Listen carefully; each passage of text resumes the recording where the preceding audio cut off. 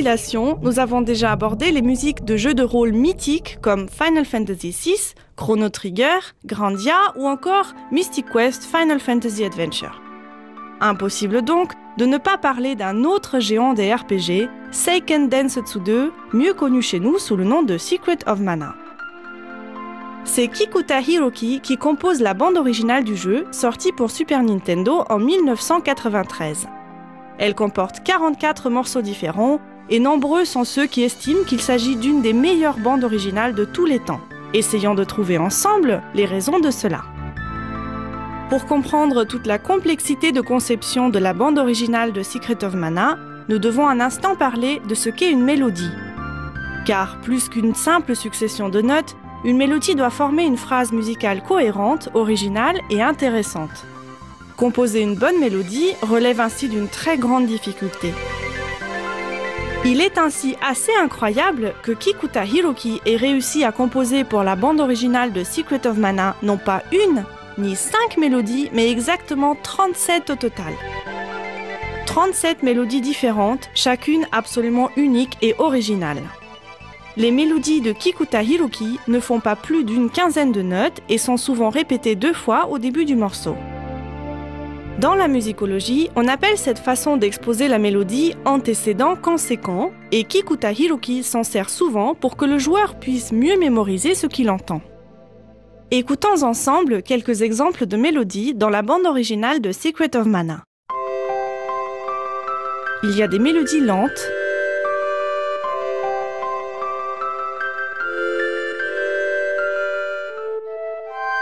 il y a aussi des mélodies rapides.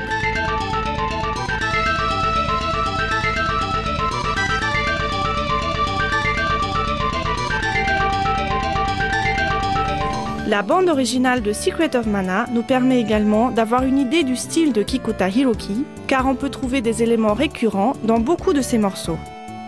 Ainsi, Kikuta Hiroki aime se servir de syncopes, de changements de rythme et de changements de tonalité.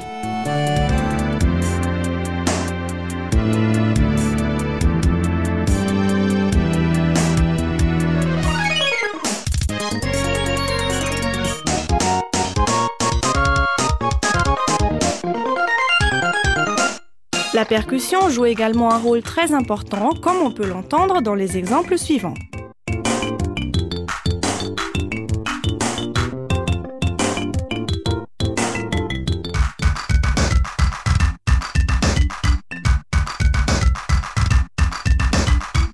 Mais la bande originale de Secret of Mana cache aussi un mystère.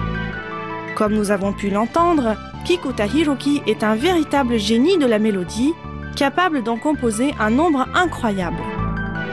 Il a pris soin de rendre chaque morceau de la bande originale un morceau unique. Et pourtant, en tendant bien l'oreille, on peut entendre un thème revenir partiellement dans 6 des 44 morceaux de Secret of Mana. On peut le trouver en entier à l'intérieur du morceau intitulé « Danger », une musique que l'on entend lors du premier combat du personnage principal. Écoutez ce thème.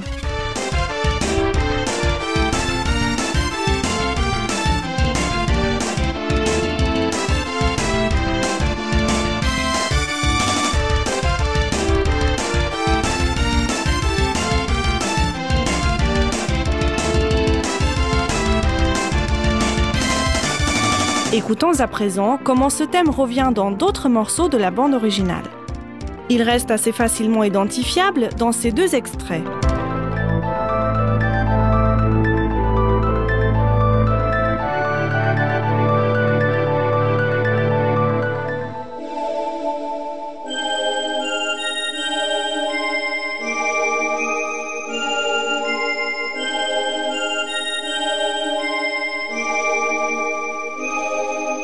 Dans les morceaux suivants, il n'y a que le premier motif du thème qui est utilisé et il est déjà beaucoup plus caché.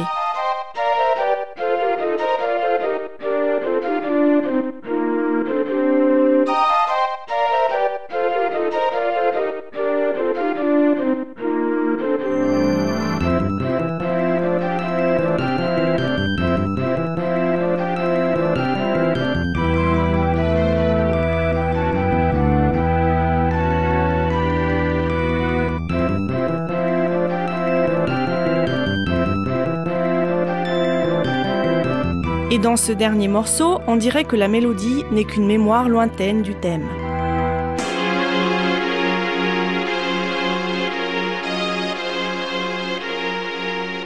Pourquoi Kikuta Hiroki a-t-il choisi de réutiliser ce thème à ces endroits précis? Le thème en entier peut être entendu dans une musique symbolisant le danger. Est-ce que cela signifierait qu'aux endroits où le thème revient, un danger est imminent? Je serais ravie de connaître votre avis sur la question.